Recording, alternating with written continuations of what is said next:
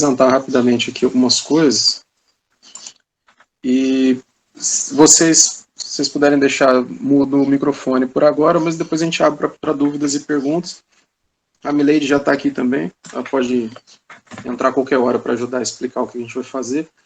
Eu vou só passar rápido pelo que era a ideia e o que foi feito, né? E depois a gente já abre para conversar sobre o que vocês já fizeram, o que tem de dúvida e etc. Deixa eu tirar esse daqui, que senão vai ficar confuso.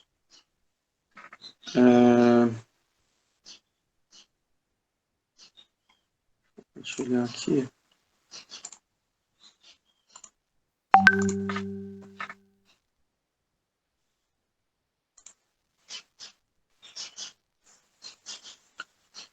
Então, na ideia original do curso, a gente ia apresentar algo mais só de banco de dados mesmo, como que você usa banco de dados espacial, e como eram 20 vagas, a gente estava esperando que as pessoas seria mais voltado para quem já trabalha com GEL e que queria aprender mais sobre como usar o banco de dados espacial mesmo. Eu uso o banco de dados já tem algum tempo, eu acho que ele resolve muitos problemas que a gente nem sabe que existiam, e eu acho que é uma ferramenta bem interessante para a gente ir colocando. A ideia toda era você, agora virou, né, no curso depois, você conseguir abrir os dados dentro de um desktop, né? Pode ser o QGIS ou o ArcGIS, eu não expliquei nos vídeos, mas eu não uso o ArcGIS em banco de dados espacial, porque eu já tive muito problema com ele no PostGIS especificamente. O ArcGIS, ele tem um negócio que chama SDE, que ele não existe mais nas versões mais novas, em teoria, mas na prática ele existe. Ele tem uma ferramenta que você precisa instalar no seu banco de dados para que o ArcGIS consiga usar 100% o banco de dados como um armazenador de arquivo. Então ele não usa todo o potencial do PostGIS, ele não usa tudo que tem de ferramenta no PostGIS, ele simplesmente pega um banco de dados PostgreSQL, instala um monte de coisa lá dentro e ele cria as próprias ferramentas dele dentro desse PostgreSQL. Então é uma coisa que não faz sentido do ponto de vista de performance, de desempenho. Para quem só usa os dados da ESE, sim, porque você tem um lugar que está armazenando e você já usa a performance dele lá. Para usar um banco de dados espacial mesmo, não faz sentido, porque o PostgreSQL, a parte que foi desenvolvida de PostGIS, ela avançou muito mais para as ferramentas todas. Então a gente pegou aqui no QGIS, você acessa essa ferramenta de banco de dados, né? E aí a gente mostrou como conectar num banco de dados, tanto local, nesse caso aqui eu tenho já um instalado aqui, né, com os dados do curso lá, aquele de treinamento, quanto o remoto, que é aquele que eu fiz na Amazon, que está hospedado lá para a gente acessar via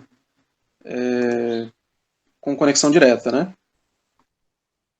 O questionário para resposta, o pessoal perguntou, eu vou deixar ele disponível direto, não vai ter limite não, mas eu acho que para a emissão para confirmação de presença, vocês podem responder e ele vai ficar lá aberto, você pode voltar e editar depois. Mas aí já responde com e-mail, tudo para a gente confirmar com o pessoal da organização do evento de que teve as presenças, tá?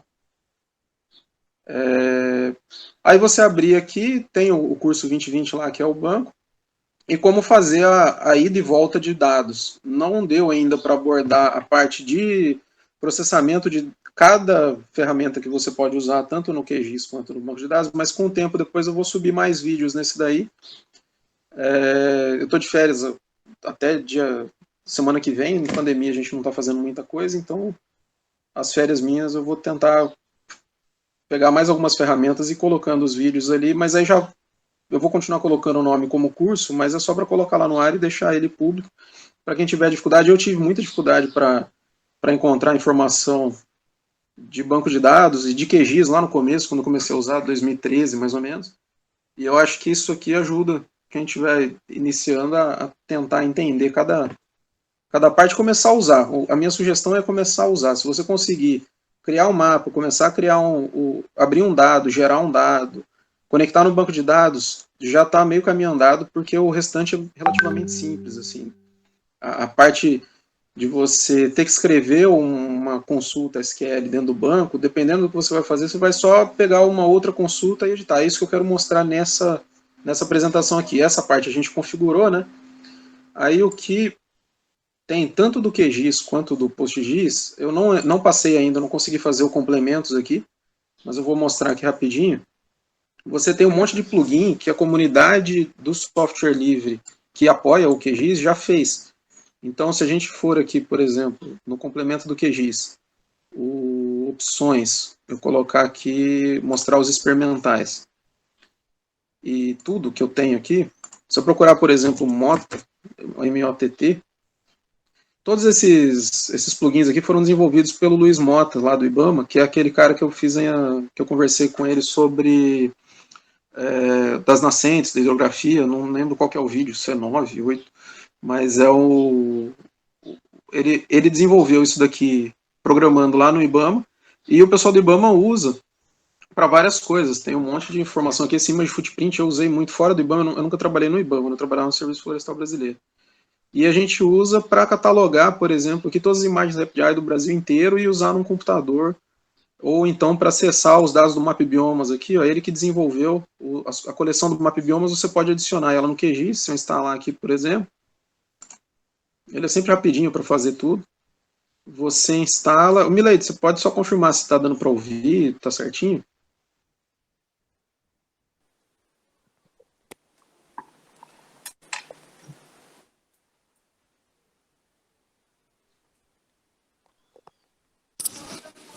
Leandro, eu aqui para mim tá tudo certo, tô ouvindo tranquilo e não tá travando. Eu vi que tem gente falando que tá travando, caindo. Para mim tô ouvindo, não travou até agora não.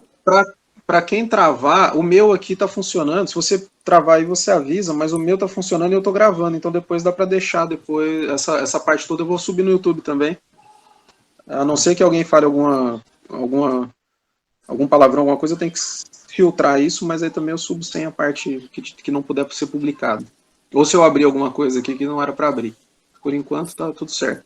Eu tô muitos dias falando sozinho, então eu tô com pânico de... Às vezes eu tô falando e não tá ninguém ouvindo.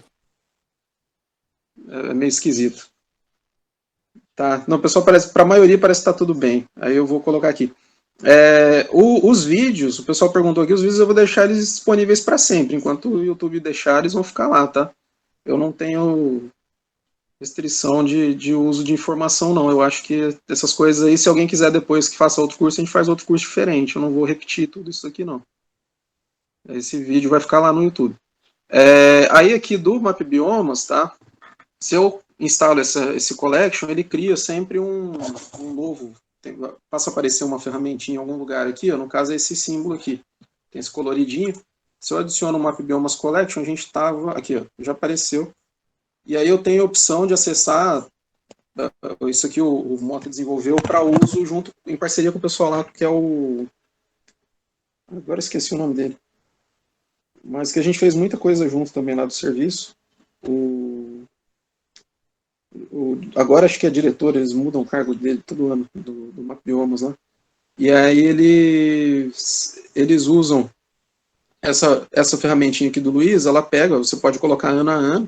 Então eu posso vir desde 1985 ver os dados. Aqui é o dado, esse aqui em cima é aquele que a gente fez lá, o imóvel CIBBR com tudo, né? Aquele que eu vi quais imóveis do CIBBR tinham registro. São esses imóveis aqui, ó. Então eu posso juntar, por exemplo, os imóveis. Eu tenho aqui um lugar que tem vários registros. Que em 1985, deixa eu pôr uma transparência aqui, ó. Esse aqui já são... Então aqui eu tenho essa coisa, esse aqui tem mais resposta, então é mais legal de olhar. Eu posso vir aqui, por exemplo, no próprio QGIS mesmo, em 1985 estava assim, eu posso ir vendo como é que ele foi evoluindo. Até melhorou aqui a vegetação, depois sumiu de volta. E aí você pega o histórico. Aí como processar essas coisas todas, dá para processar esses dados aqui com Python. Aí é uma coisa talvez a gente discuta depois. Eu acabo fazendo também uma parte com o Luiz, de preferência, porque ele também trabalha com Python bastante, que você usa, além dos complementos ali, você tem um terminal Python aqui dentro. Então, o Python é uma linguagem muito usada em dados espaciais, porque ele é fácil de entender. Ele é mais intuitivo também. Então eles portaram a GEDAL OGR, que eu falo algumas vezes em alguns vídeos, eles portaram para o o Python e usa o Python direto aqui no QGIS. O QGIS, boa parte do que ele faz aqui é Python. E aí você pode também usar a execução aqui embaixo. As ferramentas todas do QGIS, aquele que eu mostrei lá, né, eu estou aqui, vou fazer o buffer, né, que era aquele que a gente usou, acho que no exemplo simples lá. Depois eu vou passar pelos outros, mas aqui você consegue ver também o próprio código dele. Quando você vai executar, se você for aqui no processamento, na caixa de ferramenta, se eu pego algum dado desse aqui, eu consigo ver o que está sendo executado aqui dentro, porque ele é todo aberto. É uma vantagem em relação, por exemplo, ao ArcGIS, porque você sabe exatamente o que está sendo feito. Então, do ponto de vista científico, para você trabalhar o dado e tentar fazer algo com o resultado, sabendo tudo que foi feito, eu tendo a... Eu migrei bastante. Eu fazia algumas coisas no ArcGIS, mas eu migrei rapidamente para o QGIS porque eu não sabia o que estava sendo feito. Tinha algumas coisas ali que eu falava, pô, mas isso aqui é muito básico para ser feito. E eu tinha que ter uma licença super avançada lá do ArcGIS, a gente não tinha no órgão. E depois também quando fazia, o resultado que você tem no PostGIS e no QGIS é diferente do ArcGIS. E quando eu fui descobrir, depois, quando você pega muitos dados do Brasil inteiro, o ArcGIS às vezes altera os dados sem te avisar. Ele dá uma filtrada, ele tira algumas coisas muito pequenas para a escala que você está trabalhando e ele some com aquilo. Não sei se continua fazendo isso, mas na versão 10 fazia. 10.2. E aí isso era um risco para a gente não saber o que aconteceu com aquela informação, né? Além dessas ferramentas que a gente já trabalhou e desses plugins todos, depois eu vou ver se eu cito os principais. Procurar o Mota ali é bom porque tem muito plugin legal. Ele tem uns para você ver versões diferentes do mesmo dado, etc. Do Mapiomas é um dos mais novos. E se você sair aqui, ó, como a gente está trabalhando com dado com serviço, né, que é aquele serviço que a ideia era você conseguir montar um serviço que consiga fornecer isso. Aquele serviço do GeoServer que eu mostrei anteontem lá, que eu coloquei o vídeo, ele já é para fazer isso. Você acessa como que você vai conseguir pegar todos os dados do MapBiomas de todos os anos para o Brasil inteiro e guardar no seu computador. Né? Então você tem acesso a um raster aqui do Brasil inteiro, de todos os anos, e quando ele atualizar agora, provavelmente daqui a uns 2, 3 meses ele atualiza para 2019, você vai ter ele de novo no mesmo serviço, não vai precisar fazer nada a mais. E isso aqui tudo está em banco de dados também. Né? Esse daqui, no caso, tem dois bancos de dados, um de imagem e um de vetores. Então a gente passou por isso, o QGIS, né? O porquê que você, com um exemplo simples, você sair do QGIS, passar pelo SQL, né? Você criar aquele banco de dados aqui no PostGIS, e você fazer o serviço no GeoServer, que eu acho que até está nessa máquina aqui mesmo. Deixa eu ver aqui. Ele está aqui, ó. Que é você acessar os dados que você baixou lá do CIBBR via serviço no próprio no GeoServer. Esse computador que eu estou usando aqui é um computador de 2012, então também nenhuma das ferramentas precisa de um computador muito novo. Esse é um Windows 10 pirata que está instalado nele, porque ele teria direito a migrar para o Windows 10, mas eu nunca consegui fazer migrar. Ele sempre ficava dias instalando e não instalou. Então agora no Windows, no computador antigo, funciona e você consegue usar tudo. O outro ferramenta que eu vou mostrar aqui rapidinho antes de abrir para as dúvidas, eu falei um pouco antes aqui de começar essa não é uma live, né?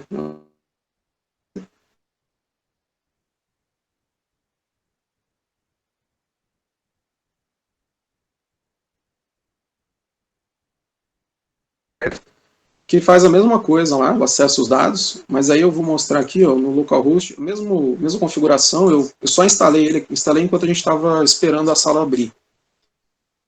Se eu for aqui criar uma conexão, eu crio a mesma conexão lá do PostgreSQL, ó, do Elefantinho, com os mesmos dados, então são os dados que a gente já mostrou lá para conectar com o PGAdmin, só que ele é um administrador de banco que tem a parte espacial, então se eu for aqui se eu abrir aqui um esquema,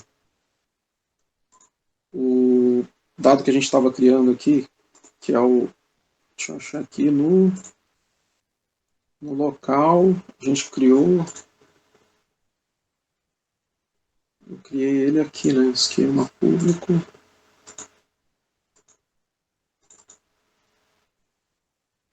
Eu conectei no banco errado aqui. Deixa eu alterar ele aqui. Era exemplo banco.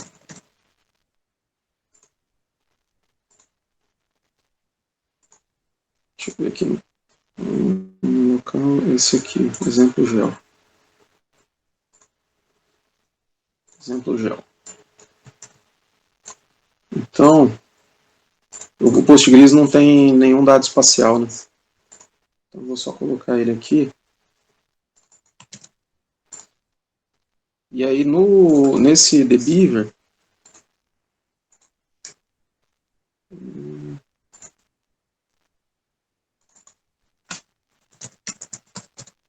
deixa eu ver aqui.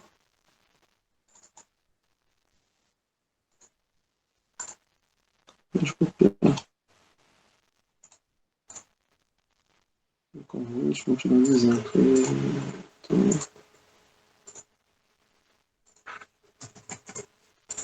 tá, aqui.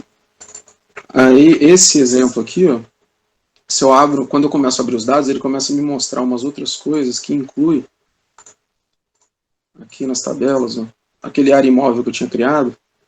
Se eu clico 2 vezes nele aqui, ó, ele me mostra essas informações e eu posso abrir no preview de dado, né? Olha aqui, ó. Ele me mostra o que tem, que são as geometrias, né, os códigos, e aqui do lado eu posso abrir um painel de imagem. Aqui. Se eu crio aqui View Data e eu posso ver o diagrama, que é o que eu comentei lá com o Clayton ontem, né? A gente pode montar aqui o diagrama, criar outras coisas aqui.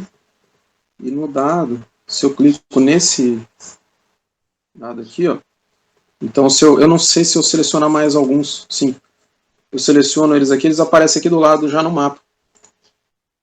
Ele já cria um mapinha com cada... Aqui, eu já posso ver a figura e ele tem um OpenStreetMaps de fundo. Você está dando para ver aqui ou está muito pequeno?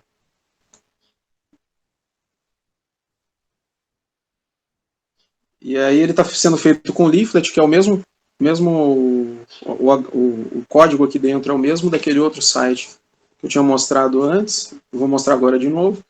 E você já vê direto. Então, se você está trabalhando lá com o banco de dados, se você está na dúvida de qual dado que você está vendo, você já consegue ver aqui já na gestão do banquinho mesmo. Você já enxerga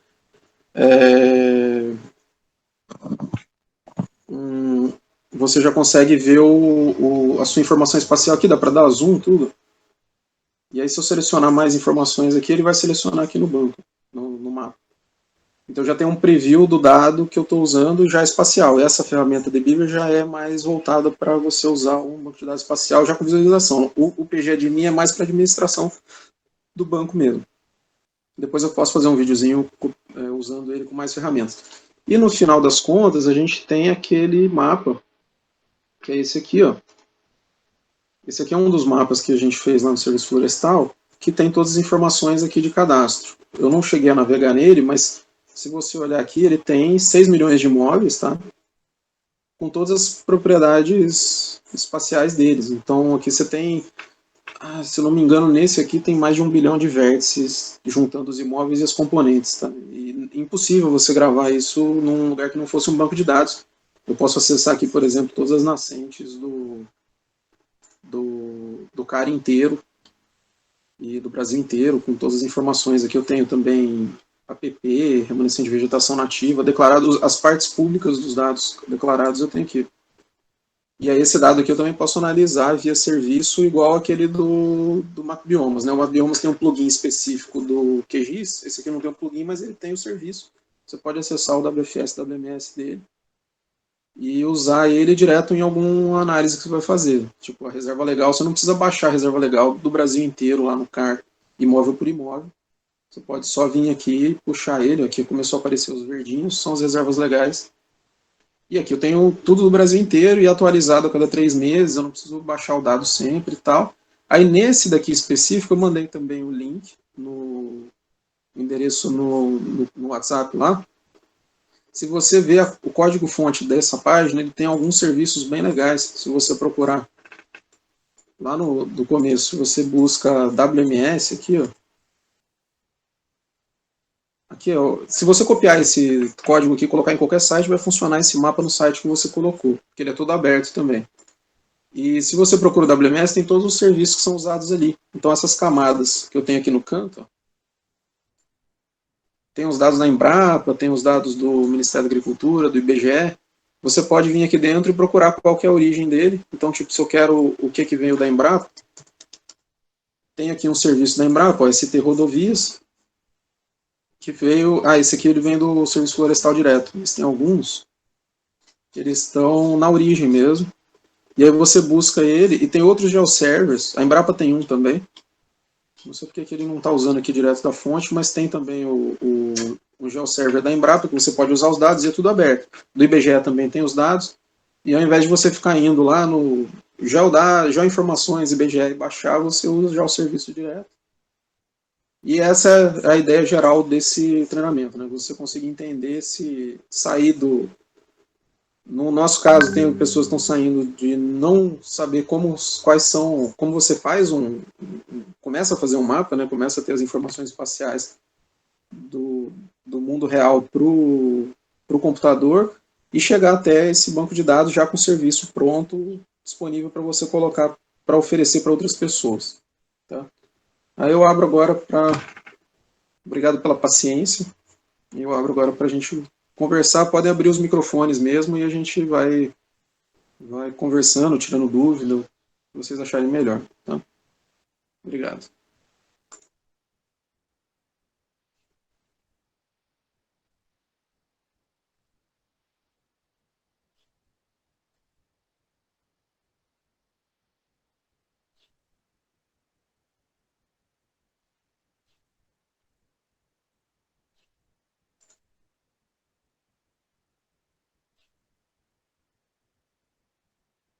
Simone, você perguntou da live ficar salva? Sim, a gente vai deixar disponível no grupo.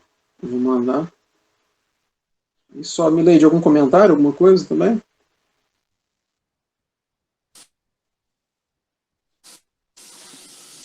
Não, então, agora não, assim, não sei se alguém tem mais alguma dúvida, mas eu já dei até minha opinião lá, né, que eu tinha visto alguns vídeos, a maioria deles antes mesmo do pessoal começar a acessar, e eu achei realmente que ficou bem didático e um comentário, na verdade, sim, que eu lembrei agora, é que a princípio, quando o primeiro momento que você tem, o primeiro contato que você tem com todos esses dados e esse monte de informação, a gente fica meio confuso, meio com medo, dá medo, né, de mexer e fazer e tentar descobrir mais coisas, mas é isso aí que você falou no começo também, o negócio é usar, e usar sem medo, e tentar fazer de novo, deu errado, vai lá e faz de novo, um momento que tiver livre, que tiver oportunidade de mexer e vasculhar, é para vasculhar mesmo, porque é assim que a gente aprende, né?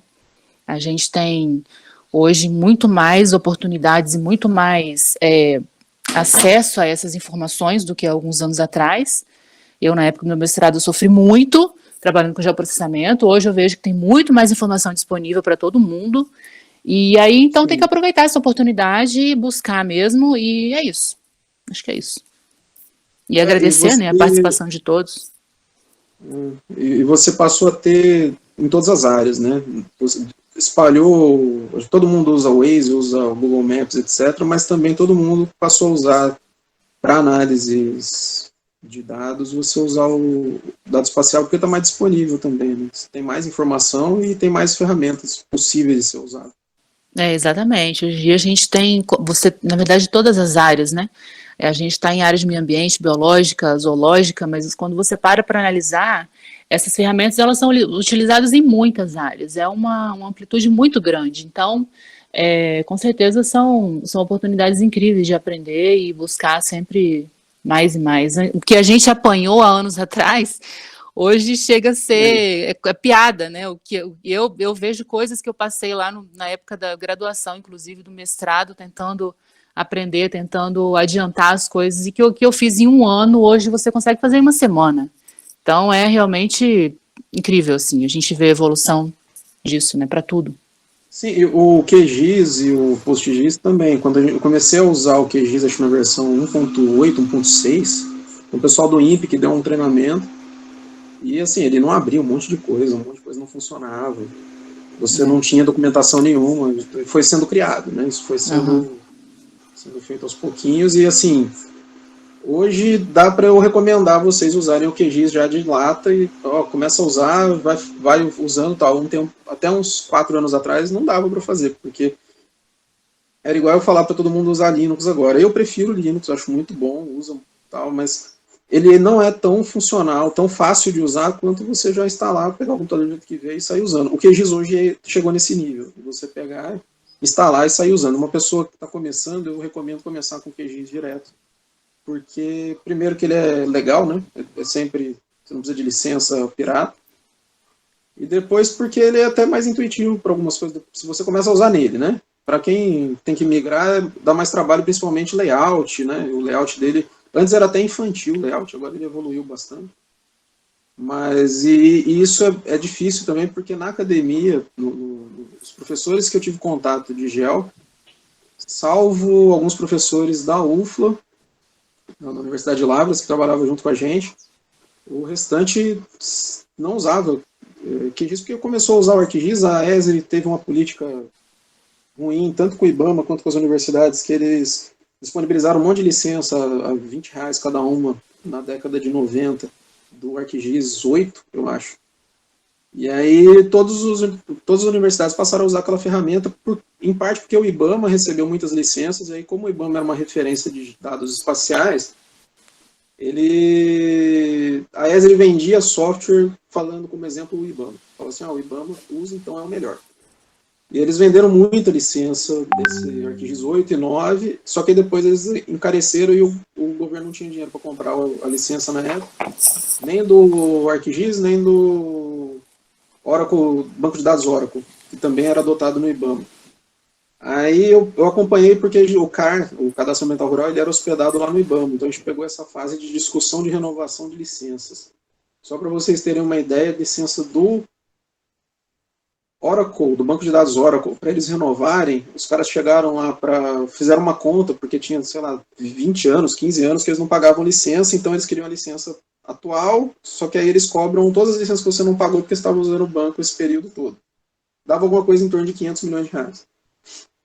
Para você, 500 ou 200 milhões de reais, era um negócio absurdo, assim, para você voltar a usar o banco de dados da Oracle.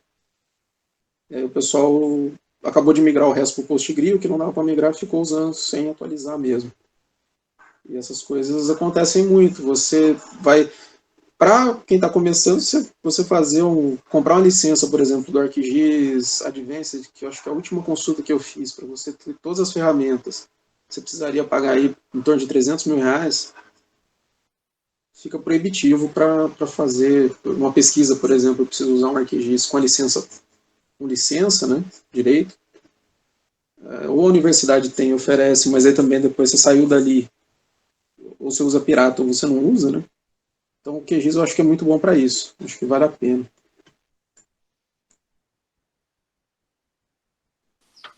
Só complementando aí, Leandro, realmente, eu sempre usei o ArcGIS minha vida inteira, e quando eu saí da universidade, que é onde eu tinha um acesso livre, né, eu tive uma dificuldade porque você continuou usando o pirata, eu continuei usando a versão, não consegui atualizar a versão dele, então ficava um pouco limitada. Para quem está iniciando, né, ou até para quem já conhece alguma coisa, eu estou realmente tentando migrar para o QGIS, a cada trabalho que eu faço, eu passo um pouco para o QGIS para poder tentar, porque o layout realmente é completamente diferente. Então eu estou viciada, eu confesso que eu estou viciada no layout do ArcGIS, mas já conseguindo mexer bastante também no layout do QGIS, né? Então, realmente aconselho já entrar, mergulhar no QGIS, e com certeza tem 1001 possibilidades muito, muito mais fáceis, né? Com acesso muito mais fácil do que o ArcGIS, sem dúvida nenhuma. Até uma coisa aqui que a Ana Lídia comentou do AutoCAD, eu trabalhei com AutoCAD uns 2, 3 anos, um tempo atrás, e a política é exatamente a mesma da ESRI com o ArcGIS, que é, de uma forma velada, eles incentivam você a usar o software pirata, porque ele faz com que aquilo seja usado amplamente, e aí as empresas que tiverem dinheiro, recurso e tal para comprar, vão acabar comprando. Então ele vende por um preço proibitivo, mas vai ter muita empresa que vai comprar por aquele valor. E é a política de mercado deles, a estratégia deles de marketing no Brasil, o software grande geralmente é assim. Tem várias outras que fazem a mesma coisa. Se eu tentar comprar nos Estados Unidos a licença do ArcGIS, ela está custando hoje acho que US$ 10.000. E US$ 10.000, essa completa de R$ 300.000 custa US$ 10.000, e US$ 10.000 para eles é R$ 10.000 para a gente. Então, assim, por R$ 10.000, dependendo, você até compraria para a empresa pequena mesmo. Mas por R$ 300.000 é quase o capital social da empresa. Né? Aí a AutoCAD faz a mesma coisa. O AutoCAD, para você ter o top, novo, não sei o que, é muito caro. Mas ele é mais usado do que o ArcGIS. E para você ter a versão pirata, é rápido, faz, e sempre tem formas de você fazer que a gente fala que você fecha a AutoCAD ela coloca um Autodesk, né? Ela coloca um portão, mas não tem muro no lugar que ele coloca. Então ele põe um portão super resistente, super forte, cheio de cadeado, tal, para dar a entender que você não pode usar aquele software pirata, mas não tem muro, então você pode, de várias formas, usar aquele software e pronto, acabou. Que o ArcGIS acontece a mesma coisa. Só não é legal porque você acaba tendo uma alternativa, porque o AutoCAD não tem uma alternativa viável muito boa e gratuita. Eu já tentei usar também as versões livres e é muito, muito pior do que o AutoCAD. Não é igual o QGIS, que quando eu comecei a usar era ruim, depois ele foi avançando, hoje para muitas coisas ele é até melhor do que o ArcGIS para fazer. Muitas coisas mesmo. Assim. Agora, para usar o AutoCAD no SIG, eu acho que não, eu não conheço, não acho viável. Acho que tem um Spatial, não tem? Do Autodesk? Mas vai ser caro igual e não vale a pena não, tá? É só uma referência porque tem até ferramentas de CAD dentro do QGIS. Você pode instalar uns plugins que são CAD no QGIS. Aí você pode fazer, usando as ferramentinhas de spline, linha e tal, para fazer desenho mais fácil. Mas eles não são tão interligados, não. Inclusive, no CAD, a gente tem muito problema de você...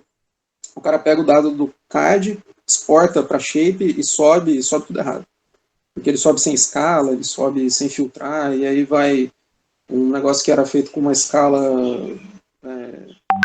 de 1 para 100 metros, né? Você está fazendo um negócio de centímetro, e aí sobe uma porrada de pontinho lá do terreno para um negócio que a gente está fazendo um mapeamento de uma escala 1 para 25 mil, que você teria uma precisão aí de, no mínimo, 5 metros. Então, você sobe lá 200 pontos por metro, e aí o sistema, em parte, essa parte tanto do banco de dados ser muito útil para funcionar, quanto a parte de você não conseguir processar os dados. Tem muito dado muito pesado no cadastro ambiental rural, porque tem essas coisas que os caras sobem, e aí sobe um monte de lixo, depois ou você filtra isso, ou você vai simplificando. Os dados públicos, eles são simplificados por isso, para você remover essas coisas que não deveriam estar ali, né? Leandro? Oi. Tá me ouvindo? Oi, bom dia. Sou Magda, aqui de Belém. Bom dia. Oi, pessoal, bom dia também. Eu queria fazer uma perguntinha, uma dúvida, mas primeiro eu queria saber que formulário é esse que foi mencionado, eu não acompanhei. Eu coloquei num grupo do WhatsApp, eu não mandei por e-mail ainda. Eu vou mandar depois, mas é que a gente precisa ter okay. uma referência. Eu vou pôr aqui no chat dessa conversa aqui também. Mas... Eu já coloquei, Leandro. Já? Tá bom. Já. Aí a gente vai... Eu vou mandar por e-mail, vou pedir... A Milady depois manda para todo mundo por e-mail, pedindo para responder também, porque vai ser a forma que a gente vai ter de ter a presença de todo mundo, de saber quem participou, quem teve... Eu acho que todo mundo se inscreveu no Simbioma, participou, ou assistiu os vídeos, quase com certeza, porque tem mais pessoas que assistiram do que o número de pessoas inscritas, né? Acho que tem uns, se eu não me engano, deu 180 pessoas que assistiram a introdução lá. Então, pessoas diferentes. Então, assim, tem mais pessoas do que o curso. Mas para controle da organização, de saber quem participou, é legal o pessoal responder o e-mail responder o formulário para a gente saber que a pessoa recebeu os e-mails e tudo mais. Aí quem não tiver ali, a gente entra em contato para saber o que aconteceu, se não chegaram os e-mails, alguma coisa. Tá? Tá ok, obrigado. Então, a dúvida, né? No vídeo 8, eu fui tentar acompanhar contigo e as minhas contagens de linhas deram todas diferentes. Então, eu queria saber como que eu posso confiar, que eu vou explorar, né? Para tentar usar o banco de dados, que é um assunto bem complicadinho, mas é muito útil. e necessário. Então, como que eu posso saber se a minha SQL está certa, se ela é confiável? O vídeo 8 é dos dados de rodovias, não? Eu não lembro o título dele, mas Porque eu tenho um foi dos no vídeos que eu comecinho. fiz, um dos vídeos eu fiz enquanto eu estava subindo os dados, então o seu está correto. Eu estava Mas subindo os assim, dados e depois que eu vi, eu estava, assim, para você confiar que o dado é o mesmo, isso. você pode olhar o shape, por exemplo, ou o arquivo seu de origem, ver o quanto tinha lá de informação e subir no outro. Ou você fazer consultas mais amplas. Se você faz um select asterisco de alguma tabela, é para vir a contagem de linhas que tem na tabela inteira. Então, se você olhar no PGAdmin ou no QGIS, ele tem lá um contar linhas. Se você contou lá, se você sabe que você subiu 20 mil dados, tem 20 mil linhas e a sua consulta não deu 20 mil, é porque tem alguma coisa errada. Mas eu acho que a contagem do vídeo, eu estou vendo aqui qual que é o 8, se for o de rodovias e um outro, eu estava subindo e ele demorou mais tempo do que eu achei para subir todos os dados, então ele não tinha informação. Quando eu fiz, estavam os dados parciais e quando você fez, já estava tudo lá. Ah, tá, ok. Muito obrigada.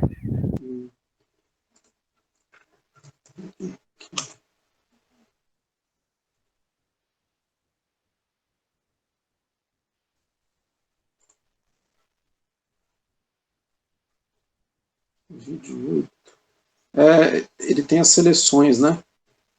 Tá, pode ser também que se você fez o download ou você fez o consulta no banco que eu tinha criado? Último exemplo, eu vou Eu fiz mostrar a aqui, ó, como é que consulta tá pelo hoje. banco. Eu tinha Pelo originalmente banco. Ah, então é pensado isso. Então, porque eu ainda não tinha. O nesses banco itens que eu aqui, subi na que são Amazon o que é tá na diferente emenda lá, dos emenda dados que eu tinha do- selecionado para fazer o vídeo que estava no meu computador. Eu não sei porquê, e aí é uma coisa do CIVBR. Eu também não sei te dizer o que acontece, mas dependendo da consulta que eu faço lá, tipo, eu procurei uma espécie e baixei. Teve uma vez, eu não consegui reproduzir isso. Eu acho que é algum problema naquele sisteminha de consulta do CIVBR. Quando eu busco uma mesma informação, às vezes vem 7 mil dados, às vezes vem 10 mil. E eu não sei porquê. Aí depois que eu reparei isso, o que eu tenho no computador é diferente do que eu subi na Amazon.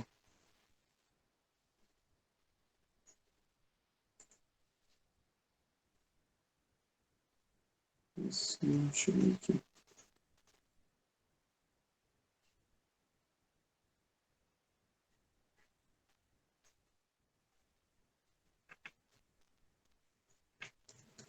Mais alguma coisa? Alguém? Eu tenho mais, mas não é dúvida do curso, assim, é curiosidade em relação ao assunto banco de dados, né? Pelo que eu percebi, por exemplo, eu fiquei muito feliz quando eu vi entre os cursos do Simbioma um curso que falasse de banco de dados, porque normalmente a gente não vê. É muito escasso assim ter um curso de banco de dados. Normalmente são profissionais já que estão há bastante tempo trabalhando e já têm uma experiência com o banco de dados, né? E no seu caso tem a generosidade de elaborar um curso e disponibilizar para o grande público, né? Mas é um ambiente assim, muito restrito que eu percebo. Mas tem, assim, algum local que ofereça um curso de banco de dados, assim, mais, como que posso dizer, que fosse mesmo mais avançado, como os outros assuntos mais básicos, que a gente consegue acompanhar mesmo e não só explorar sozinho em casa, mas aprender mesmo junto? Tá. Não, que eu saiba, tem pouca Não, coisa. né? Assim, em parte eu coloquei tudo no ar e vou tentar colocar mais coisas do que eu já conheço de banco de dados. Uma coisa para banco, deixa eu tentar compartilhar outra tela aqui de novo, que eu acabei não passando esse pedaço aqui, deixa eu ver aqui. Esse GitHub que eu coloquei aqui, não sei se chegou a olhar, Olhei sim. nesse GitHub aqui, tanto se você for nos repositórios aqui que eu tenho, tanto nesse geoprocessing aqui quanto no SFB PostGIS, tem um monte de coisa que eu fui fazendo, mas aí é para fuçar, né? Não tem um treinamento. Depois eu vou ver se eu consigo explicar parte deles melhor. Tem SQL aqui para várias coisas que são recorrentes em gel, assim, para você usar. Agora, da parte do banco, eu acho que não é nenhuma restrição é intencional. A gente tem um problema sério, isso olhando de dentro do governo, né? Para você ter uma noção de quanto que é ruim esse problema de banco de dados, principalmente espacial, TI no governo, eu não sou TI, eu sou analista ambiental, mas o pessoal de TI no governo fica muito pouco dentro do governo federal, né? Porque o governo, o mercado privado paga melhor. Então o pessoal desiste, eles ficam 2, 3 anos no governo até ter uma rede de contato suficiente, vai para alguma empresa trabalhar, às vezes até trabalhar para o próprio governo, mas aí não contribui mais diretamente com os órgãos. E GEO também tem uma dificuldade, mas aí porque o Geoinformações tem muita gente que trabalha. Com o banco de dados espacial, muito pouco. Eu não sei hoje se melhorou muito, mas a gente tem cerca de 20 ou 30 especialistas, que a gente pode dizer assim, pessoas que trabalham com o banco de dados espacial de fato, no governo federal inteiro. Tá? Então é muito pouca gente que trabalha com isso, e aí assim, professores, menos ainda, professor em qualquer universidade, porque você tem uma tendência aí, quando a gente foi desenvolver o cadastro ambiental rural e tudo mais, a Universidade de Lavras foi muito importante para conseguir fazer o desenvolvimento, porque tinha tanto professores que trabalhavam com QGIS e estavam dispostos, não é que eles trabalham com QGIS, começou por causa do cara um pouco, precisava ser tudo regularizado, então você não podia ter software pirata. Aí, na época, eles propuseram usar os softwares livres e começaram a usar o QGIS, PostGIS e tudo mais, e funcionou, porque o governo, quando teve o Código Florestal e precisou desenvolver o cadastro, porque os estados teriam que desenvolver, mas eles não tiveram recurso ou não iniciaram ou começaram a fazer aquilo. Aí o governo federal pegou e começou a desenvolver um sistema para os estados que não conseguissem fazer os próprios, porque você tinha um limite para conseguir desenvolver isso. Quando aquilo foi sendo desenvolvido, ele ficou tão bom, e por ser software livre, você não precisar de licença, os outros estados começaram a adotar também. Mesmo os que estavam desenvolvendo ferramentas próprias, com o tempo eles foram adotando coisas parecidas, desenvolvendo eles próprios, mas com um banco de dados espacial, PostGIS, tal, que é o que funcionou, né? E mesmo assim não tinha especialista. Então os caras, esse pessoal tem lá alguns técnicos de Lavras que são TI, os caras são especialistas em informática, lá, de ciência da computação ou algum outro curso parecido, que se especializaram no GEO e foram lá trabalhar com esse projeto. Mas é muito difícil a pessoa sair do TI para ir para o GEO e vice-versa. E é por isso que a gente não tem mesmo. Você não tem gente para você chegar. Eu conheço, por exemplo, o Amorim, lá da Agência Nacional de Águas, ele dá aula na UNB e dá um curso muito bom de banco de dados espacial. Se você quiser se matricular, esse é um legal de fazer. Você pode se matricular como ouvinte, onde você estiver, é só conversar com ele, eu posso passar depois o contato. E aí ele dá um específico de banco de dados espacial, mas assim, é uma pessoa que dá em um lugar, porque ele trabalha com o banco de dados espacial da Agência Nacional de Águas. Outros eu não sei assim de cabeça, mas tem alguns cursos, mas assim, para ele ser avançado e ser específico do que você vai querer fazer é muito difícil. Esse dele lá é mais um geralzão do que é um banco de dados espacial, e é bem, não tem muita aplicação final, né? Ele vai ser como se fosse uma matéria, uma disciplina de universidade normal de 6 meses para você trabalhar em cima de banco de dados espacial. Talvez esse seja um que te atenda, para você pegar a base mais complicada, assim mesmo. O restante tem muito pouco, né? É uma coisa... E tem muito pouca gente para trabalhar com isso também. A gente agora tem... Eu vou implantar isso aqui no Instituto Nacional da Mata Atlântica, mas os bancos espaciais, mas tem vários lugares que a gente precisa disso e é difícil mesmo de achar. Não é uma... Eu tenho a impressão que as pessoas de cartografia e geografia fogem um pouco da TI e o pessoal de TI foge muito da geografia e cartografia.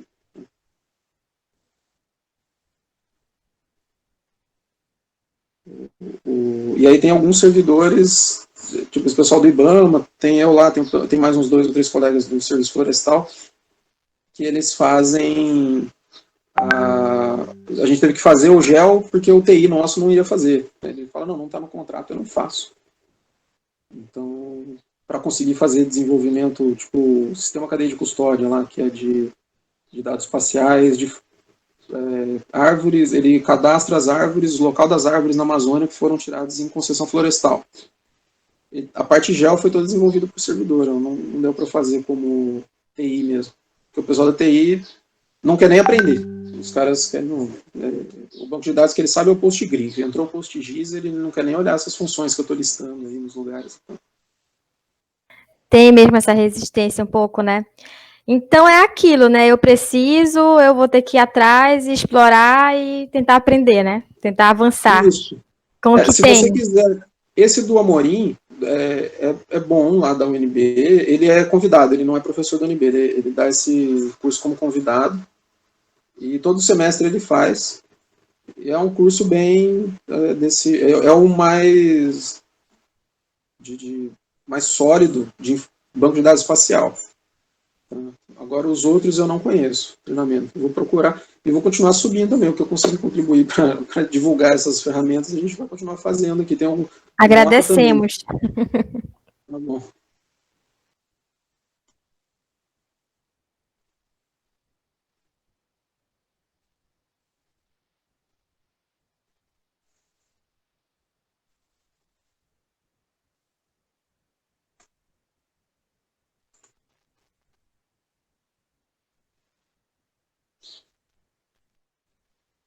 Mais alguma coisa?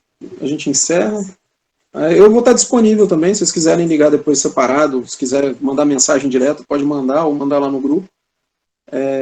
Eu trabalho com isso o tempo todo, então também tem algumas dúvidas às vezes que surgem que é até legal de resolver, porque é o que a gente faz lá mesmo. E se a gente não contribuir, não sai nada.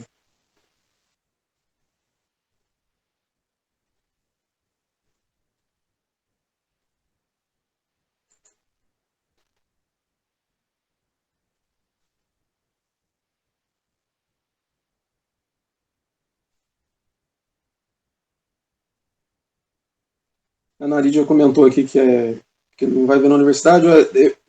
Eu fiz. Eu fiquei 7 anos quase lá na graduação de meteorologia, que é dado espacial hoje olhando dado espacial naturalmente. Nunca vi um dado georreferenciado nesse período todo. Eu só fui ver lá no Serviço Florestal e comecei a trabalhar aqui em 2013. Sabia já trabalhar com imagem, com outras coisas, mas assim, dado espacial, a primeira vez que eu fui ver foi lá. E hoje acho que tem mais difundido isso como base para todo mundo e tal. Mas é muito difícil mesmo de encontrar, principalmente fora do GEL, e o banco de dados é muito difícil de encontrar fora da TI. No Brasil, tá? Se procurar em inglês, tem muita coisa legal.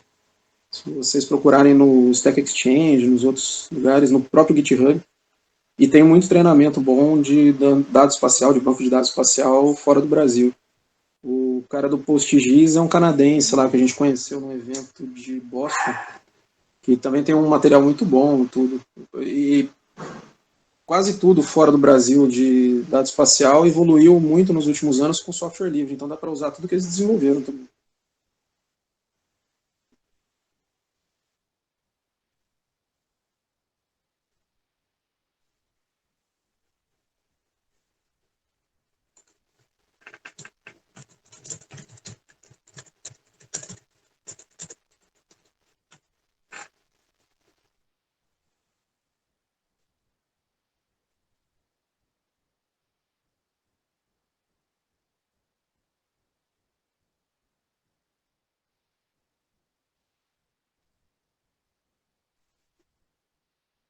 Vou encerrar então, Milady, tá por aí ainda?